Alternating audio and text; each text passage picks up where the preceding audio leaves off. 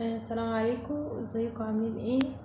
اهلا بيكم في قناة بيوتنا واطفالنا. النهاردة احنا في حلقة جديدة هنتكلم فيها عن لما نشوف العلامة الحمراء دي في الغسالة المفروض اننا نعمل ايه. دلوقتي انا خلصت غسيل في الغسالة ولقيت ان الغسالة ما فصلتش لوحدها وسايبالنا العلامة دي.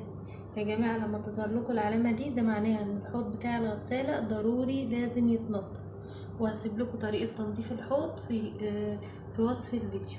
ان شاء الله استنوني في الفيديو الجاي اللي هنتكلم فيه ازاي لو احنا محتاجين في الغسالة نغسل بس او نعصر بس او نزود مدة الغسيل المفروض اننا نعمل ايه.